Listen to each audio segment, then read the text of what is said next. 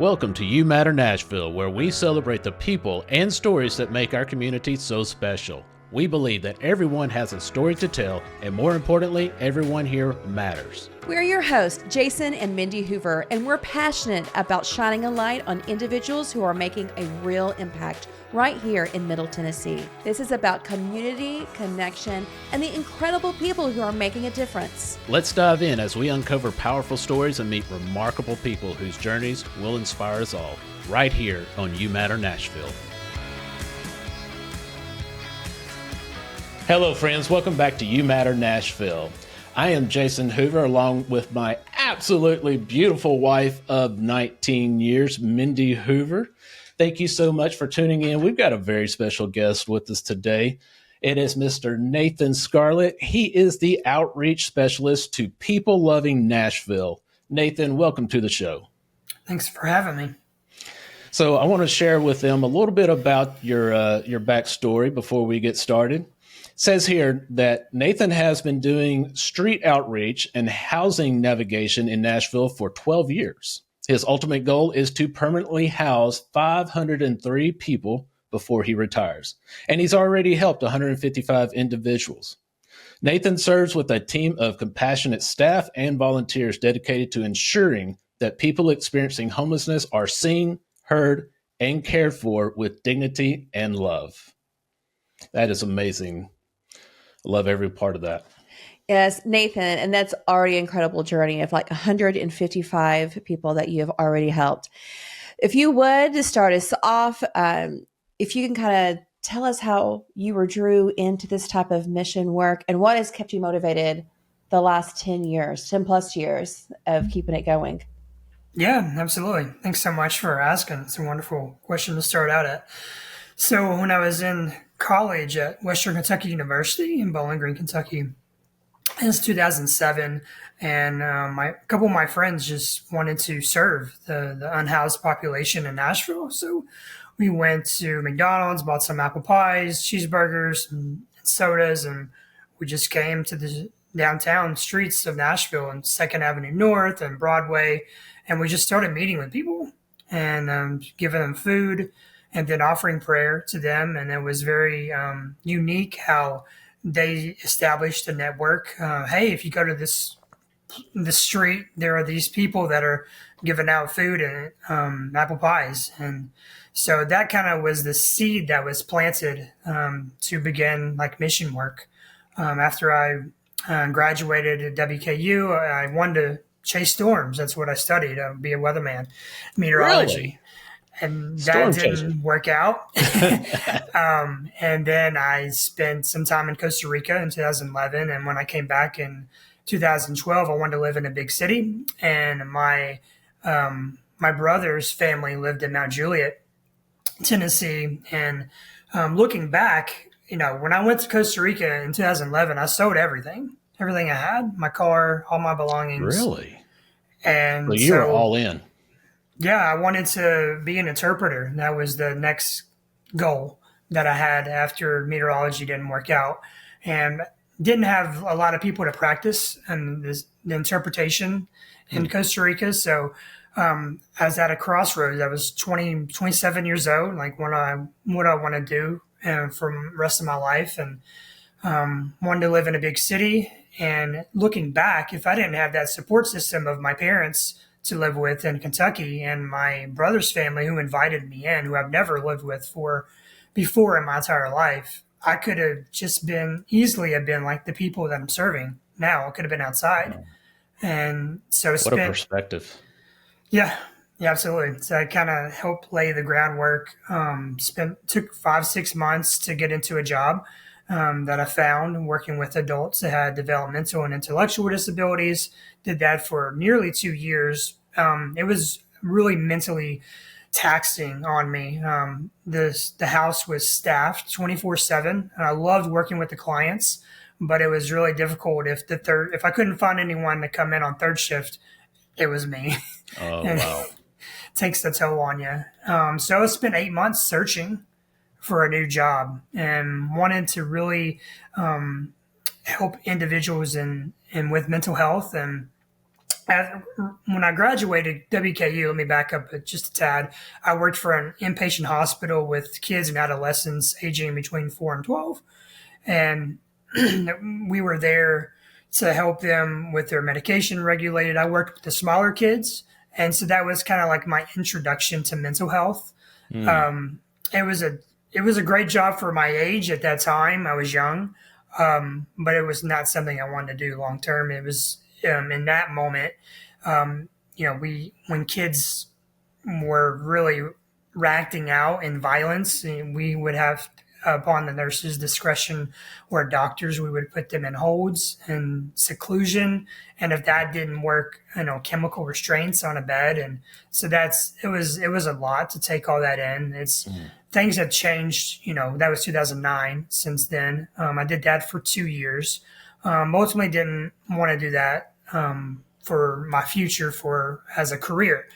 But I enjoyed my time there because I was like the kids' fathers while they were there. I enjoyed, reading to them in bed, and I was second shift, so it was the toughest shift to work, of course. So that was my introduction to like mental health. After the 8 months of searching for a job, when I worked as a house manager for the adults with intellectual and disabling conditions, I just asked God, please show me something that just speaks out to me. What would you have me do? And finally, I went to a coffee shop on Broadway. It was across from Chewy's. It's not even there anymore. I think it was JJ Market. It's called the Tavern now, so it doesn't even exist. Oh, I know where it's at. Yeah, so I went and just prayed before I searched. And then I saw Mental Health Cooperative Homeless Outreach Specialist. This was October 2013. And like, that's me. That's what I want to do. And applied and got hired on in December of 2013. And that started, I became the lead homeless outreach worker in 2019. Yeah. And wanted to make extra income. So I worked PRN in the crisis treatment center with people that's dealing with suicidal thoughts and homicidal thoughts. And there's a walk-in center there. I say we because I still am employed there. I still work there, PRN. Police bring people in that are having a difficult time, and I'm just there to keep them safe. Wow. So I've been doing that since October of 2018, and pick up once a month and twice a month to help and serve continually. So fast forward to last year, September of last year, I wanted to, and when I worked for Mental Health Co-op, my whole thought process was I want to be the light and to be the difference. I didn't want to really work in a Christian nonprofit. I wanted to go to a nonprofit that wasn't Christian based. And so that's what Mental Health Cooperative was for me at that time. And I wanted to be the light to the people that I worked with and be an encouragement to them. And so as I've grown and matured and aged, I've realized how I want to be around like-minded people as well. Sure. And I found myself being limited with, I can't really express my faith to the people that I'm serving at Mental Health Cooperative because it's not a Christian-based organization. It's a mental health agency. And so started laying down foundations and with People Loving Nashville, the CEO, Ryan Lampa, was emailing him over a year before I got hired on. And I volunteered with them as well and did some street outreach with the street outreach workers at that time with Stephanie, Colleen, and Haley, who are still employed with People Loving Nashville.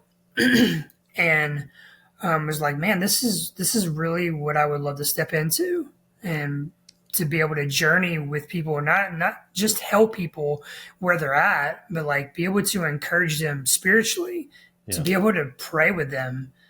And even if they don't believe what I believe, it's fine.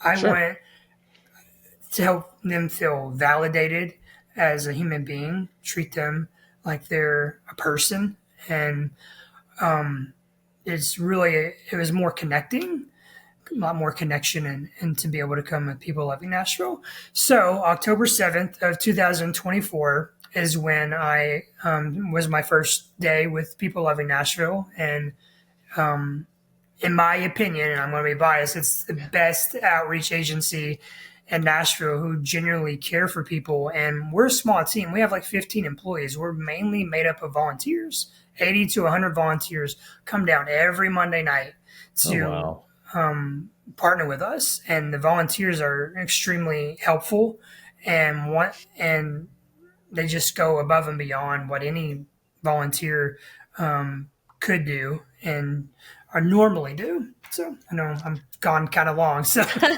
No, that's great. That's a lot of great backstory. And before we jump into the People Loving Nashville, you just shared an amazing journey that you've had. But I've got to go back to the McDonald apple pies. That's a good combo. Oh, man, yeah, that brings back nostalgic memories. Do they still have those? Do they still have them? The apple pies? Yeah, I don't think they do. I don't think they do. I think they stopped because I remember somebody just yesterday was saying, hey, if you want to get something like that, you have to go get the apple. Oh, yeah, that was Kathy Mercer. Yeah. Over at Taco Bell. So there's an alternative now. But I love that what you did. You and some friends went and did that. You didn't have to go join an organization or have a sign up. You're just like, hey, we can make a difference today. And it sounds like that's what you did, which is just absolutely amazing.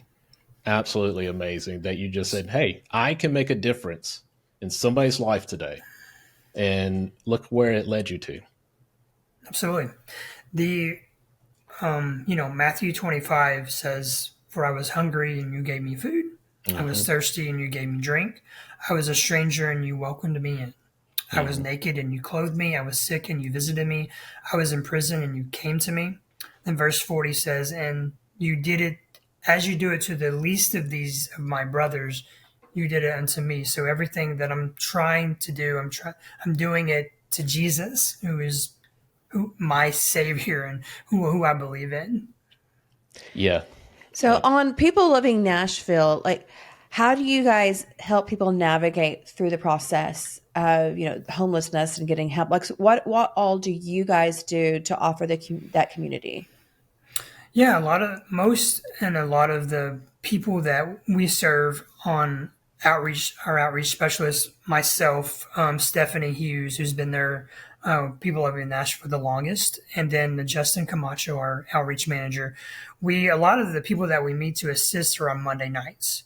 So for the past 17 years, People Loving Nashville, it's hard for me to say we because I've only been there, coming up on a year, but People Loving Nashville has come every single Monday night to downtown Nashville. We were formerly at War Memorial. We're there to provide relief, which is one of our pillars that we have at People Loving Nashville, of giving food to people that are hungry, a hot meal, not just pizza or a hamburger, clothing to anyone that wants clothing. We have 2 clothing trucks that's set up, one for men, one for women, and they can get a whole articles of clothing.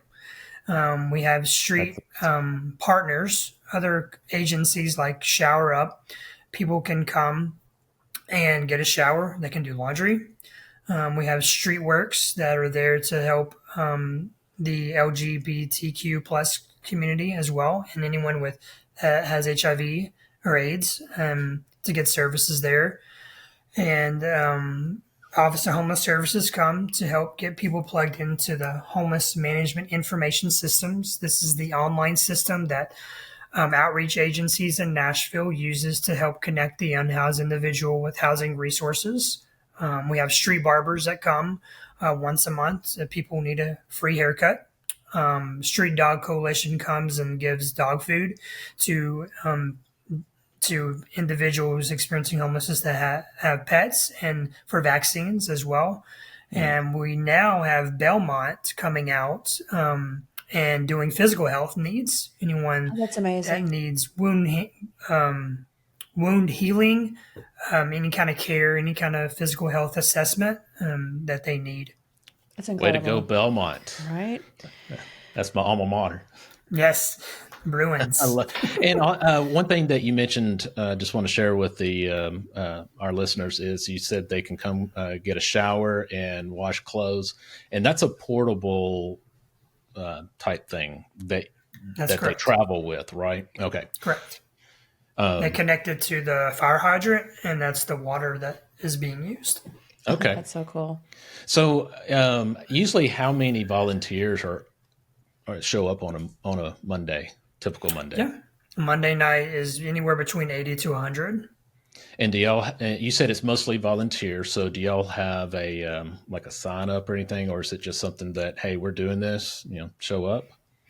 Yeah, you would sign up on our website, Okay. peoplelovingnashville.com, in a volunteer tab, and you would go from there. And then the new volunteers would meet at our home base, our home headquarters, which is Home Church on 3511 Gallatin Pike at 5 p.m. If it was like a brand new volunteer, they Oh, would okay. meet there at 5 p.m. for a devotion and then like general training and to get new volunteers ready for what they're going to see on Nice. Monday night, so they're not like blindsided and like, wow, I Yeah. just saw that. Because there's a lot that happens, a lot that goes down. It's an low income and unhoused individuals congregating in one small space, so Yeah. you can just imagine what And that's like. kids. Sorry. Yeah, well, I was going to say, and that's so important for that training because it's like you don't know what's going to be said to you in the moment. Like, how do I react as a volunteer if somebody says this to you and you're not like deer in headlights?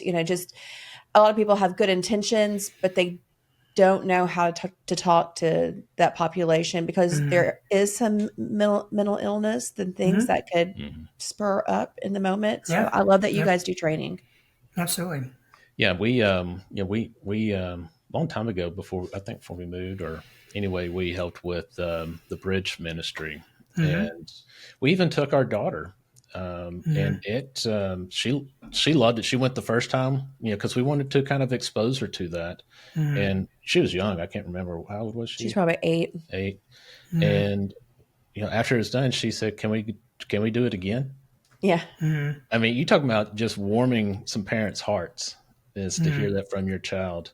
She just wanted to go and play with the other kids because they had a whole Yeah. play area where they Mm-hmm. could, play with toys or, all that kind of stuff. And she loved it, just being able to go and love on some of the younger ones. She's always been kind of like a professional babysitter, even age 8. So she really, really Mm-hmm. loved that She's and giving out stuff. She likes giving things away. So Yeah, Yeah. she has that giving heart, still does, and I hope It's she never awesome. loses it. All right, so tell us a little bit about the start of People Loving Nashville. When did that start, and do you know how it came about? Yeah. And before I get into that, we do have things for kids as well behind the Oh, women's clothing. This past weekend we had cornhole oh, that nice. we were doing, Okay. and we have hula hoops in the past. There's all different types of games that we have if for kids, for anyone. We have footballs that are just tossed around a lot. yeah, I Get mean, Nice. interesting. keeping them busy is important. I was a teacher many Yeah. years. Like if you want to talk to the parents, you got to keep the kids happy and busy. Yeah, absolutely. So yeah, going back to your question on how was People Loving Nashville started, I had to ask Ryan for more clarification. He's the CEO and founder of People Loving Nashville. So he informed me that he was on tour. He was on tour with Toby Mac, Hmm. and Monday nights was the only night of the week when there wasn't any kind of like touring, Hmm. and so that came with them serving hot meals to a few individuals. This is something that the Lord put upon him to do every week, every Monday, and then that turned into just blossom into a whole thing. So that's how it started for Monday night. Was there was also just a lack of resources on where can I get food, where can I get clothing on a Monday night. Oh, wow. And I'm sure that's kind of spread throughout the homeless community. Absolutely. And so I'm sure you see regulars, and maybe they bring other people. Hmm. So the street program that you guys have is Hmm. the what you were just sharing, correct? Homefulness Um, program. Homefulness program. And so is that different from the street program or my because I've got here street program, homefulness, and restoration. Yeah, we operate on four pillars, that being relief, where we go to do the Monday nights. And additionally, we go to, on Thursday nights, we go to a low income apartment complex on Murfreesboro Pike called Casablanca Apartments. And we do a miniature Monday night there as well. A lot smaller scale. We give out food and clothing to the individuals that's living there, and so that's every Thursday night. We've been doing that. I don't want to say how long because I'm not entirely sure how long that's been happening. At least 5 years. I can say that. And then the second pillar is community. So we've noticed that people need community. They have the relationships they've formed with the people that are sleeping outside. They're there to use and abuse them sometimes. And so they need positive community, positive people to interact with, and that is there to journey alongside them to help them and not so they won't feel used and like they need something out of them.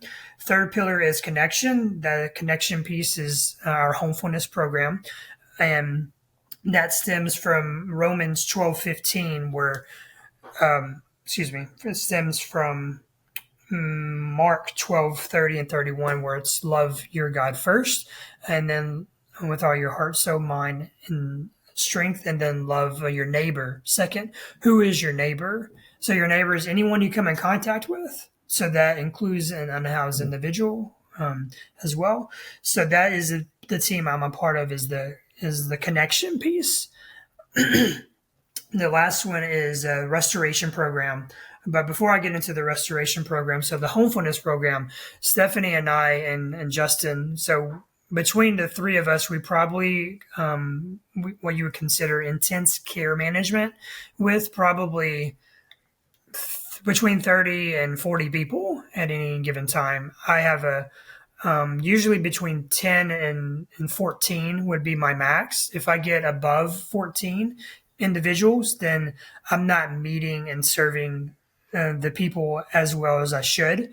And I'm never under 10. So there's always a need. There's always people that need help. And so it's when I'm meeting with an individual for the first time, I'm not going to just flat out say I'm going to work with you. It takes time to build relationship, to build rapport, and to continue that journey into housing, because it takes anywhere 6 months to a year. It can take over a year. There's a gentleman that's on the sex offender registry right now who I've been working with since July of last year, and the resources for someone on the registry is few and far between. Gotcha. So I got a question here that I found really interesting. It says that you once competed in the Indiana Golden Gloves. Is that correct? Yeah, absolutely. So you got to tell me something about that. But also, if you will, how did that shape how you fight for advocacy for Yeah, people today? yeah, great question. Yeah, when I was bullied in 1998 when I was a freshman in high school, and was threatened to be killed, and I was choked. There was two separate incidents that happened, Mm, and I was small. I was like 5'2", 5'3", 120, 30 pounds. And then after that, it was either, am I going to just allow people to continue doing that to me, or am I going to learn how to defend myself? So that's kind of how it started. My dad, I'm going to blame my dad. He got me started on boxing even a little bit before then, but I started taking it seriously after that. And so after I graduated high school, I wanted to just be in the Olympics. And so that was my dream and desire, is to represent USA in the 2004, 2008 Olympics.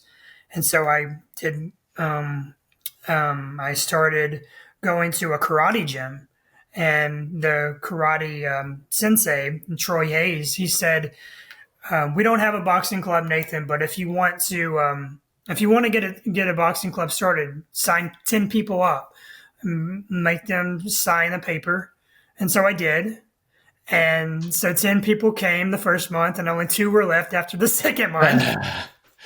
But you're starting then getting people together and Yeah. bringing them together for something. That's awesome. So my parents said, if you want to do the boxing, you have to be in community college. And so I went to Madisonville Community College for 3 years and got my associates in science there from 2003 to 2005. And those were the time frames when I competed for in the Indiana Golden Gloves. Kentucky did not have a Golden Glove, so we had to travel on a Thursday to Indianapolis, Indiana to compete at the Tyndale Armory in downtown Indianapolis on Pennsylvania Avenue. So I got third place all 3 years. And after having, during that time span, 2 concussions, I said, it's time to, this isn't going to be something that I can do. And I didn't achieve my goal. But I take that as I was training like a semi-professional, 12 to 14 hours a week. And I was working part-time at a grocery store as well and going to school full-time. And that was just my life. That's what I did. And so I take that fight and all of that energy and passion that I have, and I use it towards helping to end homelessness one person at a time. And it's when you've been the underdog at some point, that is also, it's empowering when you overcome it.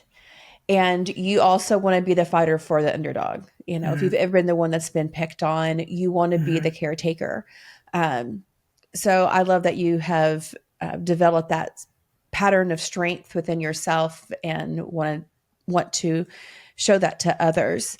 Now, with the people that you work with, how do you guys work with the homelessness to bring them dignity and humanity to them as you work with them? How do you help build them up? Sure. It would stem from Romans 12:15, where it's rejoice with those who rejoice and weep with those who are weep. So helping people feel heard, feel seen, feel loved, that just when people don't care about them or they treat them like they're trash, like that's not what I'm called to do, and that's not what I'm called to be. That's not what our agency and organization is called to be. So just, if you're a really good talker, it can be difficult. Like it's important to be a really good listener so you can understand where they're coming from. Because a lot of times we are the only safe people that they have, because everyone around them is trying to take. So when they come in contact with us and they understand and realize that we're not trying to take from them and we're there as a support system to help improve their lives, they just vent and just all the things that they've gone through as much as they can in a short amount of time. They'll just kind of like throw it all on you. So that can be hard as a service provider as well. So it's really important to take time for yourself, and when you need to step away, you got to learn to step away and take time and retreat. Mm-hmm. Does that help answer your question? Oh yeah, absolutely. Yes. Okay. I when you're talking, it just floored on me. Or it was, this world, I think, is starving for love and connection. Well, and connection, but I think, love at the very core, we've gotten away from it so far. And, with our faith, we believe, God is love, right? And if you don't have love, you're not acting as God would want, right? Mm-hmm. And it's so easy to hate, so easy to just not like somebody because of their views. And I think, love has has caused a lot of pain, and it's great that you got people like you, and there's a lot of people out there that are trying to put that love back into the community, because everybody matters and everybody needs love. So I appreciate you doing that. And it's so easy to kind of just disassociate with the world that we live in, and ignore issues and just live my life. And I mean, when you have those moments with those people, you're creating not just that connection, but just an intimacy with them that they may be lacking, out there in the world. So just to have that intimate moment with someone, I care, I see you, I love you, and they feel that warmth, the love of God. Mm-hmm. They feel that, because doing all the works and nothing else, it doesn't really mean anything. You're just giving them a service. But when you're taking the time to connect with them and to show them that you care, I think it just gives them hope. It stirs in, like you said, like that deep connection of, oh my goodness, that person actually cares and isn't just here to give me stuff to make themselves feel better. And so I really, really, really love that. Now, when talking with these people, are there like vulnerabilities that you see with these people? Are there issues like that we may not think about as housed people that they go through on a daily basis that we could pray over even for these people? Yeah, absolutely. Living day-to-day life is an extreme struggle. I mean, one day to someone sleeping outside can be equivalent to like a month or even 3 months to us and sleeping Wow. inside. And just because people are the general public, they see people sleeping outside, like, well, they have this problem, that problem. Well, people that live inside have the same problems. They just have a place to hide it. That's good. You Hide it see, behind closed doors. yeah, it's the same thing. You just able to hide it a lot easier than people that are sleeping outside. And so I'm not trying to make excuses for anybody, but No. there are multiple different reasons why people are outside. There's not one specific reason why a general population is outside. I mean, it can be an array of, because I know we even talk like, as realtors and talking to people and helping people sell their houses because they lost their job. I mean, most people are less than 2 paychecks from being on the streets. And that's a hard pill to swallow that, they're literally, especially with inflation, are living paycheck to paycheck. If that stopped coming in, landlords knocking on the door. I mean, we're that close. So, I mean, it's to think that it couldn't happen to you, so it's not always, oh, well, there's lots of mental illness and this or that, or runaways. A lot of times it's just people who had a bad run of luck and it all hit at once. And it was a domino effect. Yeah. And on that point, what makes it hard in finding, permanent housing here in Nashville for them? Now, I want to hit on this in a little bit, but you've got a fantastic goal, and you've done so much so far. But there seems to be an issue with the housing here in Nashville right now. So, kind of share a little bit Yeah, about that. sure. Where to start with that? Wow. The majority, I'll start with the people that I work with need some type of subsidy to live into permanent housing that's safe. So that would be a Section 8 housing choice voucher. It can be the public housing, but that takes time. I'm after this is going into my 12th year now. I know I have connections. I know people at MDHA. I know how the process works. I know how the Office of Homeless Services and the housing process works. So I'm someone that's coming into this work. They don't know how to do all that. But it's definitely, there needs to be more affordable housing. the city did a wonderful job in putting in the Strobel House, which is, I don't know if you all know, that's on Joe Johnston Avenue, near where DHS and DCS used to be before the tornado tore it down in 2020. So that is a 90 beds unit for individuals that are single that can live there. And they have incredible support services that's there for physical health. They have, the Paul USA, they're the agents. They are the agency that does the wraparound services, support services there to help people with anything they need, mental health, physical health, A&D treatment. And so we need more of that. Maybe, less expensive because it was very expensive to put that up. Yeah. So more of that. But, housing for the unhoused individuals, it doesn't make the city a lot of money. So as it does other types of housing. So it's a frustrating process, but at least we have that, and we need more of the Strobel House. Okay.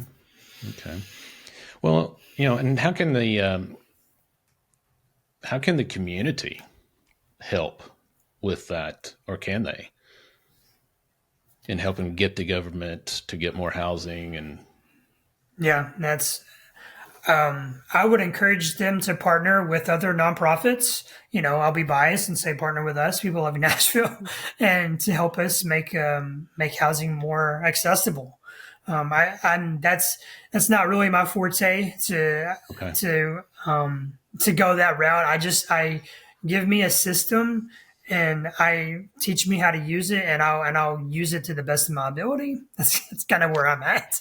Gotcha. So more affordable housing. Yeah, just need it, period. So I know you had mentioned Section 8, and that does help like a wide variety of people. But could you talk about the people who fall through the cracks, the people that can't qualify because of their past or situations? Who do we see that are not being helped? Yeah, I would say, people on the sex offender registry. Yeah, there's a whole wide variety and opinions about that. Why would you want to help someone that's on the registry that did bad things to children? And I get that, but there's still people. And there's still people. I love it. Jesus said, Amen. If you committed a sin, throw the first stone. And walked away. Like that's the line in the sand. Everyone is a person. You call yourself a human being. And so everyone deserves love and dignity. Everyone deserves housing. So that is a population that's very underserved. And single fathers, where are they going to go? The women's mission is for women and children. But okay, if I'm a single father and I don't have anywhere to sleep, what am I supposed to do? Because that's very true. At the men's mission, you have to be at least 18 to be there. Nashville Rescue Mission, the men's campus. And so it's a huge gap. So there's some opportunity there if anybody's listening. What about a previous criminal activity, things like that, people who have felonies? Yeah, recent felonies. I would say arson charges are very difficult. Schedule for narcotic in a school zone. That's very difficult. Obviously someone on the sex offender registry. All of those are difficult places areas to kind of navigate. So you just really got to find a private landlord can you help me find, do you have a location, a housing unit that's not in a red zone? That's, someone on the registry within 1,000 feet of a church and a school. It's almost like you need like a private, almost like a hostel kind of thing for that population, just to help serve, just to get a place for them. I mean, that's just so difficult because a lot of people don't want to speak up and help those people. It's almost like they want an eternal damnation kind of thing. They did that, so they shouldn't be getting any help. And who's going to fight for them? That's the question. Who's going to stand up and fight for them? So they kind of really get lost in the cracks. I've never thought about that. Yeah. Cool. All right, so I want to come back around to this goal of yours, and first, why 503? Yeah, that's very specific. Yeah, I'm a numbers person. I love numbers. 500 would seems like an insurmountable goal to achieve. So that's part of what wakes me up every day. If I'm called to this work, my wife makes the money. I don't make the money.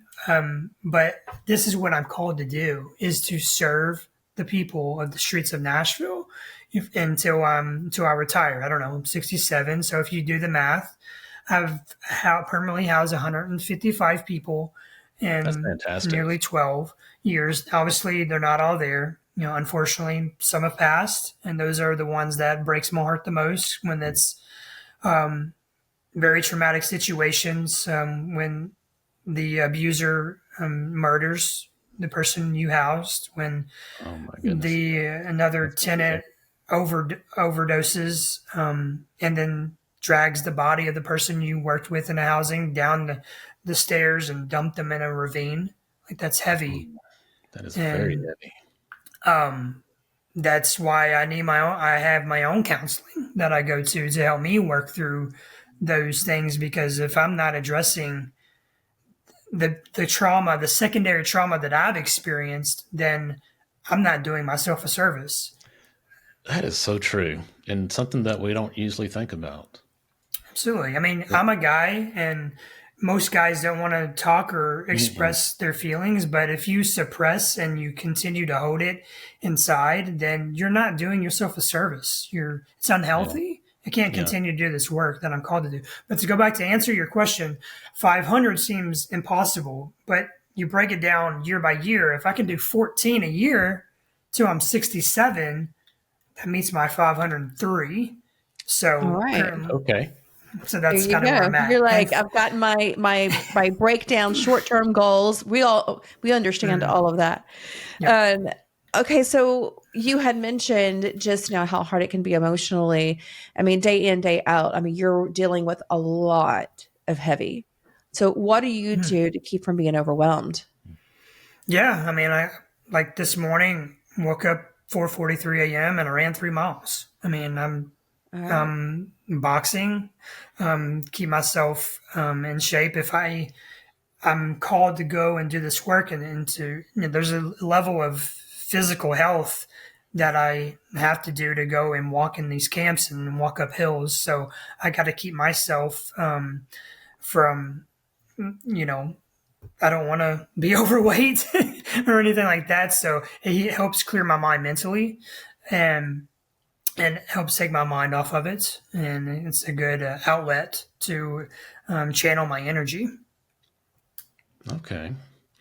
Um, on top of that is, we hear from, a lot of people, you have the love, you have the desire, you have, all the things that you want to go out and you make this happen. But with all good intentions, people burn out. And Absolutely. you've been at this 12 years. So I don't know what the actual mark is, but I would say 12 years is beyond the burnout of where usually people that start and get going kind of peter out. And nothing against them. I mean, it's humans. It's, we have, life happens. So what has kept you going and preventing that burnout? Yeah, absolutely. My support system with my wife, who isn't a cheerleader for me. Oh, that's awesome. I've been married nine. We've been married 9 years now. So the support system of my organization is incredible, and that's necessary. And the average lifespan of a of outreach worker of a care management that works in homeless services is 1 to 2 years by Oh, far. I wow. believe it. Oh I my believe goodness. it. I was way off. It's like his teaching's 2 to 3 years. So Yeah, yeah, long. exactly. She knows firsthand. Sure. So the importance of like retreating, and I know we live in such a digital age, but when I go on my quarterly retreat that I've learned, because it was encouraged for us to do so every quarter, I don't take my phone with me. That's And to incredible. and to So Yeah. that, important.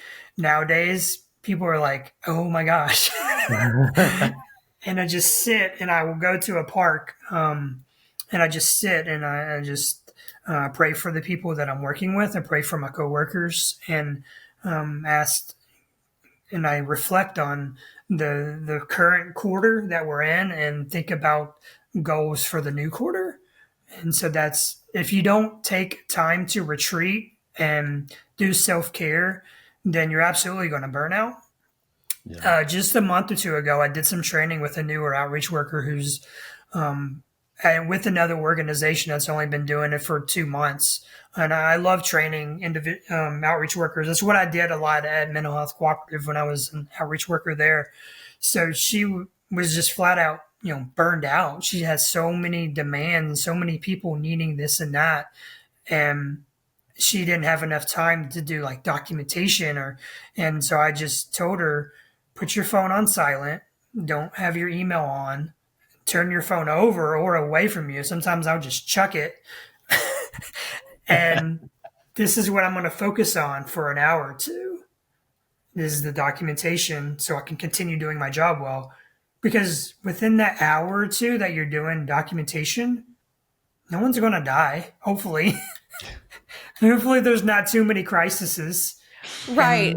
Right. Come People back to can it. live with, people can live without you. And I think when you love to help others, you take on that burden and you kind of hold on to it. And I remember, I don't know, I was probably 8 years into teaching, and, anytime they're like, hey, hey, Mindy, will you join this committee? Hey, Mindy, will you do this, this, this, this? And I was so overrun with doing so many free things and volunteer things with so many different departments that I had been praying about it. And they're like, everybody choose a word, in our ladies group. And they're like, what word is going to be who you are and what you're going to be aiming for this next year? And I wrote on my card, no. Exactly. I was getting ready to say that. The power of no. The power of no. And everyone always said, love and inspire and all these wonderful words. And they got Mindy's and it was no. And they're like, really? I'm like, yeah, if it is not serving my purpose, my family, what I'm supposed to be doing, I'm going to say no for the next 12 months.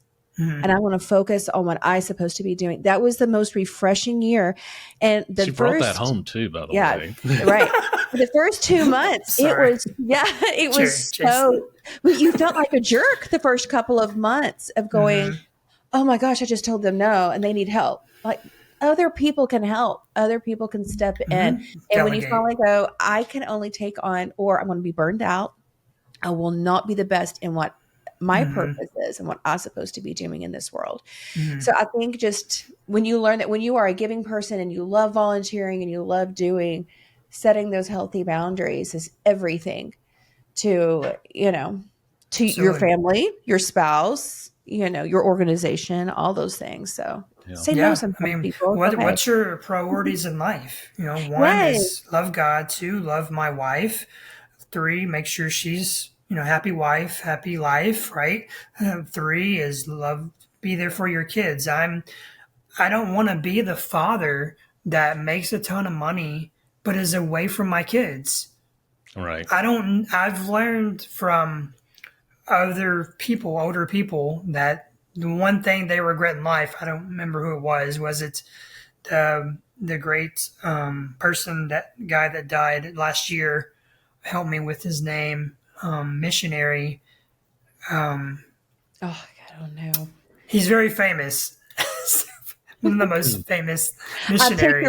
I take your word. He said the one thing that I regret the most was not spending more time with my family. He was a missionary going over all these other countries. What about being a missionary to your kids? That's the greatest ministry that you can have. And that's what my wife always tells me. The greatest ministry you have is with your family, because they're going to raise up and build the next generation. And what's your legacy? How many problems would that solve as they keep growing up? So you mentioned you like teaching and training. So what's some advice that you give them, like when they are experiencing burnout? Yeah, the first thing I would say, and you're going to call me old-fashioned, was having a written agenda. Most people have their calendars on their phone, But what comes on your phone is a ton of distractions. I can't be Yeah. focused having putting my calendar on my phone and what my to dos. There's too many distractions. So So that that's her. Yeah, I mean, I love that. I mean, I do put all of my meetings and everything because we have a family calendar. So the rule is if it's not on the calendar, it doesn't exist. I mean, you can't get mad because I can't be somewhere, or we have once you hit about 11 or 12, you better be entering your school stuff on the calendar because if you want me there, put it on there, and I will make room for it. But when it comes down to that to-do list, though, I like having it written down. I like having the little thing and looking at that. And I'm too ADHD. Like I need to be able to mark off physically and see, wow, I did all these things and I marked them off. I think there's just a sense of accomplishment, but also focus. Today I'm going to do these reasonable amount of things. And this is my priority. If I have extra time, that's great. But when you're ADHD, yeah, you got to be focused, man. You got to see it. absolutely. Yes, I agree 100%. That would be the first thing I'd recommend doing is the calendar. And then the second thing I would say is no matter the need that's out there with the individual or individuals you're working with, the team is greater than whatever need is out there. Because if the team needs something and there's something that's lacking and they need support, like you're only as good as your worst person on your team. So if you can step up and help the team as a whole, that's definitely something I've learned over the years is 2017, 18, and 19, I housed 24, 22, and 20 people. That it was 3 years after 4, 6, and 4, my first 3 years. But if I'm not helping the team out, then like in the end, we're not going to be as successful as a team. Okay, it's more of a team approach. If the team fails and I fail, the team succeeds and I succeed as well. So having that mindset of That's good. helping the team, having a team approach. It's really good. Now, talking about you and your team, I know that you guys bring faith in with every person that you meet, and that is that your sole purpose is that you're showing God's love. Can you share a story that you or one of your team members where faith or prayer just made a really big difference? Because I know you said you've worked in both environments. So what have you done faith-based with someone that you really saw the difference in contrast to when you are working in the secular work? Yeah, there's a lady I'm currently working with who's about to get housed, and her first name Crystal, I can say that. And so when I first met her at People Loving Nashville, I broke up a fight that she was in. And that was my first interaction with her in October of last year, my first few weeks there. And she kept coming on Monday nights and established a rapport with her. And then in February, I started working with her more intensely. And she wanted to work towards housing. Helped get her out of a dangerous situation with a guy she was involved in as well. She was in Sober Living America for a while, but that didn't work out for her because of employment issues. And she's still outside, and she's about to get her apartment, hopefully this week or next week. And the other pillar that I was talking to you about, restoration. So once someone gets housed, they can go into our restoration program.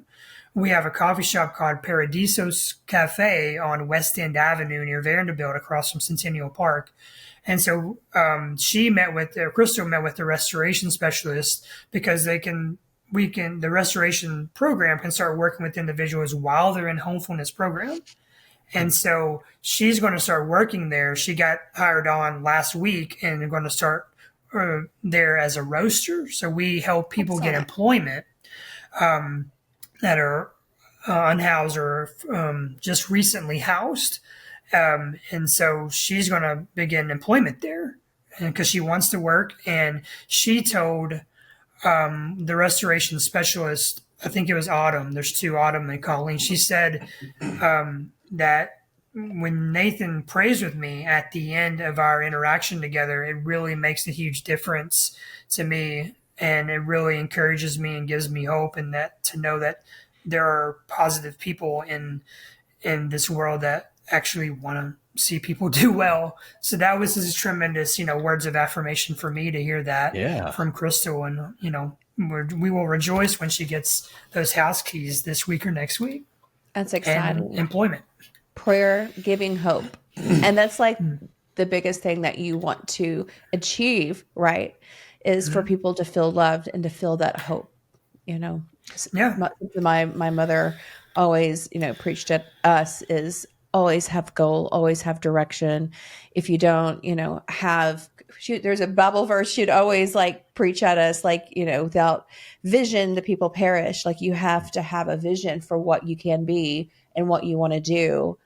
And so I think just imparting that spiritually and physically to people, I think it's just the best job in the world. Absolutely. Yeah. So what was the name of that coffee shop? Paradisos Cafe. Paradisos. So where does that name come from? If I'm not mistaken, it's Greek for paradise. Oh, okay. That makes sense. So, yeah. Makes There you a lot of go. sense. Paradise Cafe. Well, this has been fantastic. Yes. Before we wrap up, is there anything that you can share that would that you hope that the city learns about helping the homeless? Is there any advice if you had their ear? Yeah. First, there's two things. The first one would be, speaking to outreach workers and fellow care managers that are working and just people that work in homeless services and general service providers. There's a book that I did a study, the 21 Irrefutable Laws of Leadership, John Maxwell. John Maxwell. Mm-hmm. And position is the lowest level of leadership. But as I've seen and watched other individuals in the past move up and become supervisors and directors, and which are all great things. And we need those people to do that. And I've had that opportunity to do that. That is not what I'm called to do. So that's supervising someone is not what gets me going and what interests me. I want to see the individual for who they are as people, one-on-one, have that direct support to help encourage and guide them into housing, because I understand the process. I better after 12 years. So don't let other people say you need to do this or you need to do that. If you love what you do, it's okay. Make it work within the budget so you can cut things out. So that's my one plug. Then the second one, what can people in Nashville do to help neighbors, like help them feel seen? If you're at a stoplight and you see someone, just acknowledge them, wave to them at the minimum. What do I need to say in 30 seconds before the light goes and the person behind me is talking to me? Acknowledge that they're there. If you want to go further, purchase gift cards. $5, $10 McDonald's gift cards. They can't use it for alcohol or drugs, or some type of food. If you have water is a big thing in the winter. Anything, hats, socks. People love socks. To have socks, that's the number one thing I would say. And hand warmers. I did not know that. So I can see the whole sock thing, because that's they do a lot of walking, they wear it down. It's the biggest thing that need to be changed out, I guess. Yeah. So I didn't think about that. Yeah. So that's socks. There you go. Socks, long socks, like the tube socks, especially in the winter. Yeah, okay. That can be hard to find.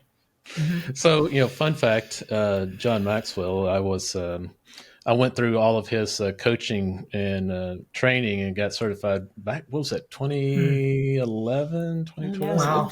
It's been a while. And I mean, he's had so many books. I haven't read them all, but I've read a lot of them. And of course, that's probably his most famous one that you shared. And I tell you, I had the blessing of sitting right close in proximity in small groups with his teaching, and that man, I mean, he is like a quote factory. I would take a notebook for each time and just write. But yeah, if anybody is interested in leadership, definitely he needs to be one of them that you listen to. Well, Nathan, this has been an absolute joy, and I love hearing your story. I love hearing that journey. And thanks for giving me the opportunity to share. Yes. Absolutely. And that's why we do this is, because we know that, nonprofit volunteering, people love it, but a lot of times it comes down, it's a thankless job a lot of times. And that makes it tough, right? Even though you're doing good and your heart is in the right place, it doesn't mean that they don't appreciate it. It's just people don't think about it. And so, I want to take the time to thank you. Thank you for, it is a sacrifice. Just like you said, your wife works so that you can take care of this. And she believes in that as well, as apparently. And, she, thankful for her to really believe in what you're doing. So it's people like you that do make this world a better place. I wish there's more of you. Thank you. And, maybe we can work on that. Yeah. So, our children. Our children. Yeah, right. Our children. Our children, yes. No, we're not talking about cloning people. We're just talking about right. raising the next generation. There we go. Amen. All right. Well, friends, if you would like to learn more or to get involved, visit peoplelovingnashville.com. You can volunteer, donate, or just simply learn more about how People Loving Nashville are helping the most vulnerable in our city. And one last plug, if I can, we have our Purpose Gathering annual fundraiser on Tuesday, October 21st. All right, from 6 to 9 p.m. at the barn at Sycamore Farms. Okay. In Arrington, Tennessee. So it's right down the road. Right down the road from us. Excellent. It is. Cool. All right. Thanks for sharing that. And thank you all for listening, friends. And until next time, always remember, you matter. Thank you for joining us on this episode of You Matter Nashville. We hope you found inspiration on this episode and are reminded that no matter where you are or what you do, you matter. If you enjoyed this episode, please be sure to subscribe, leave us a review, and even share it with your friends and family. Also, stay connected with us on social media and tune in next time for more incredible stories from the heart of our community. Until then, remember, your story matters, your voice matters, and most of all, you matter.